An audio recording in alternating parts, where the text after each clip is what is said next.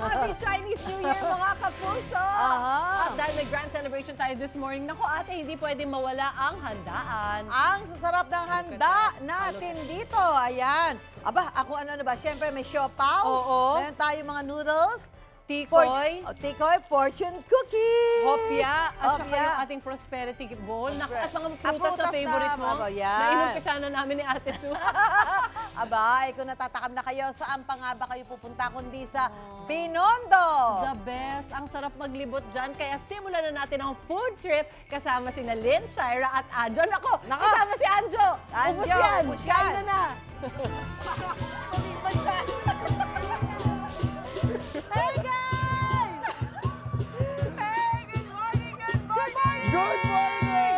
Lumalabas na ang araw. Lalo namin nakikita ang mga kagandahan na nandito sa Ongpin Street sa Binondo, Maynila. Nakasing ganda ni Miss Lynn natin, Correct! Shaira. Ay, thank you, guys! Ay, Napapalibre. Umabol si Anjo kasi sabi, naamoy niya yung pagkain dito sa Dapat nasa studio Be ko there. eh. Pero iba sa Binondo talaga. Mas marami pagkain dito. Yun Ay, na nga. sobra actually, grabe yung pagkain dito. Nalulunod ako sa pagkain pero I'm ready to eat, guys! At pag sinabing Binondo Eats nga mga kapuso, meron tayong dyang mami, siopaw, siomay. Pero bago tayo mag-food trip, mangangamusta muna tayo mga kapuso Yes! natin dito. Kung ano Kamustahin nga ba natin. ang inaabangan nila tuwing Chinese New Year. Harap tayo Actually, mga ang kapuso dami ng natin. tao Let's dito. go. Magtanong ka na, Good morning Anjo. po. Ano pong pangalan nila?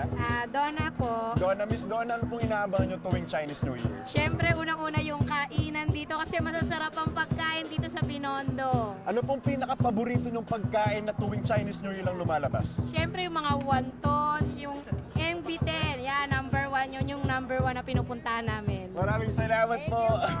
Miss Lynn, nasan ka na? Ay, eto! Teka lang ate, nagkatamawa tayo. Live talaga ito. Sinabi ni ate kanina, pagkain, di ba? Eh kaya si Anjo nakadikit na to sa akin kasi alam niya Oo. kakain na ang sarap ng pagkain natin. Hindi pwede mawala ang mami, ang Siopaw. siomay, at siopaw. Yes. Pero hindi lang yan. Kasama natin ngayon si Miss Willen Ma, ang suki natin, Miss Willen. Ano ba ang simbolismo na kailangan mga bilog ng pagkain, yung masaganang pagkain kapag Chinese New Year? Kasi ang mga bilog, ano yan pera. Oh, pera, So of kailangan course. meron tayong pera. Oo. Tapos ang pansit, syempre, kailangan natin ng mahabang buhay. Yes, long life So, talaga. pampaswerte. Okay, so ano yung range ng prices nyo? Kasi before I go for the range of prices, ito. So ito yung kanilang siopaw na ang daming flavors. The usual is, di ba, asado? Bola-bola, asado. Pero itong dalawa bago. Ano Bago. to? This is chicken Oh, siopaw. wow. Tapos munggo siopaw. Wow, may munggo siopaw Look at the na. size of this, Miss Lynn. I Siomay. know. Mukhang mabubusog ka sa apat. Ay, oo. Miss Lynn, good morning. Kasi Maraming ito, salamat. ang kanilang large siopaw. Pwede na bang kasing laki ng face ko? Actually, nung bata ako, sabi ng uncle ko, mukha ako siopaw. Pero Miss Lynn, wait lang. Oh. Bagay na bagay po kay Miss Lynn, mga kapuso yung suot na ngayon. No? It speaks Miss Lynn Ching Pascual. Sobrang ganda rin yung bagay sa Miss Oh, Lynn. thank you. That's very kind of you. Okay, tapos yung mga mami naman natin, ano sila? Ito, beef wonton chicken asado. Which is my favorite, by the way. Oo. Mine ito, too. ito yung original natin, yung chicken asado. Ito yung nagpasikat sa inyo. And speaking of, ano ang range of prices natin sa pagkain Sa natin? siopaw, yung malaki namin is 130.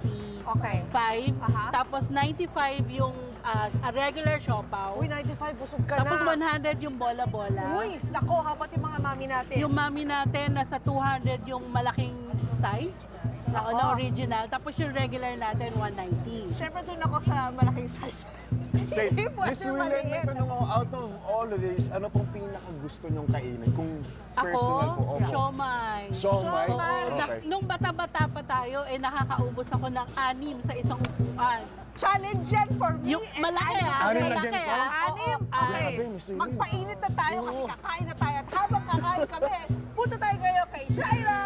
Shai, ano meron Thanks, dyan? Belen! Woohoo! Painit na to. Painit na, painit na. Hi guys! Anjo, Miss Lynn ako. Napakarami pa rin pagkain dito. At nandito nga ako ngayon sa tindahan ng pinipilahang fried Xiaolongbao. Grabe. Alam nyo guys, gusto ko ipakita sa inyo na gantong oras pa lang, napakahaba na po ng pila dito sa tindahan na to. Tingnan nyo naman, kaway kayo dyan guys! Ayan! Gong si Patsay, mga kapuso! O, di ba ang haba? What more pa kaya mamaya? I'm sure dagsa ang mga tao dito. At syempre, hindi lang yan yung meron sila. Meron din sila dito iba't ibang pagkain, kagaya ng crispy noodles, merong sweet and sour pork, may salt and pepper squid, hopya, mochi, at ang favorite ko, tikoy. At para malaman natin kung ano ba ang mga mas masasarap pa dito, kasama natin si Sir Jeric. Hi, Sir Jeric! Good Hi. morning po sa inyo! Good morning, good morning. Ayan. Ako. Sir Jeric, matanong lang kita, ano pong inspirasyon, bakit niyo po naisipang gawing fried xiaolongbao, yung nakasanayan natin na steam? Well, ang Xiaolongbao kasi ang dami mong ways para pwede. Tayong mga Pinoy, marami tayong mga kumbaga gustong ways na kainin ng isang bagay na never before na nakain, di ba? Okay. So ito isang way na pinagmi-mix natin. Normally kasi ang Xiaolongbao, ang texture niya is malambot, Malambot, na correct. merong juice sa loob. So sabi natin, ba't di natin gawing crispy naman to? Correct, And oo. alam mo naman tayo, mahilig tayo sa mga prito, malaki Oo, ganun. So, ma-experiment tayo, yan. ano? Ayan, so, isa pang tanong ko, ano nga ba yung tatanong ko? Ano yung bagong flavor? siya kasi kumukuha na kami ng May mga pagkain sa dumating tabi. na mga ano dito, oh. Ay, yung ano? Ay, sorry. Mga ano, Hindi, pero, Hello. ano, Sir Jeric, ano yung mga bago niyong flavors ng tikoy tsaka hopya? Balita ko meron daw, ah. Okay. Well, yung tikoy natin, no, ang pinakabago natin ngayon is yung creamy latte na tikoy. Wow! Yan. Creamy latte! Yes. So, aside from that naman, sa hopya naman, meron tayong dalawang klaseng bago, no? Which is, pwede natin tawagin pride ng Philippines. Very Filipino siya. Kasi kung sa Taiwan, merong pineapple cake. Tayo, meron tayong Philippine mango. Ay, nako, na-add to cart ko na to. Meron na akong pinauna kayo sa basket ko. At saka, Yan, Ito, at aside from that, meron pa tayong yung sisig na hopya, this sisig. one.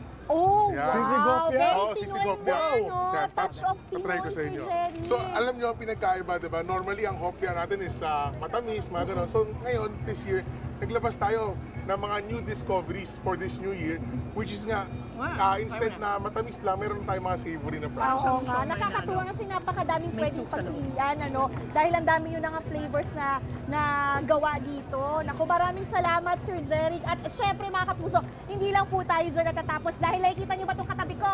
Ang ating UH Money Lion ay kasama po natin at malay nyo kayo ang maswerteng makakagat sa ulo ng Money Lion. Sample niya! At mga kapuso, kapag kayo po ang nakagat ng Money Lion, Yung hair niya. Eto po, may makukuha tayong instant cash. Saan na yung cash? Asa yung instant cash na yan? Ilabas mo na. Ayun, ayun, nakita ko na. Yan na, ilabas na ang cash! Ayan! Ay, ang laki naman ng pera! Ang haba. Diyos ko po, Ang grabe! Ang yaman! Swerte! Swerte! Sino kaya ang maswerte, guys? Kaya tumutok Sana na ako tayo dito na. sa inyong pambansa Sana ako na. Kung saan laging una ka. Una! Kapalitin mo na yung ulo ko, bilis! Para sa akin na! Bye! Malaking hopya ko ang piling ito. Ikaw, hindi ka pa nakasubscribe sa GMA Public Affairs YouTube channel? Bakit? Mag-subscribe ka na, dali na, para laging una ka sa mga latest kwento at balita. I-follow mo na rin yung official social media pages ng Unang Hirit. Salamat, Kapuso.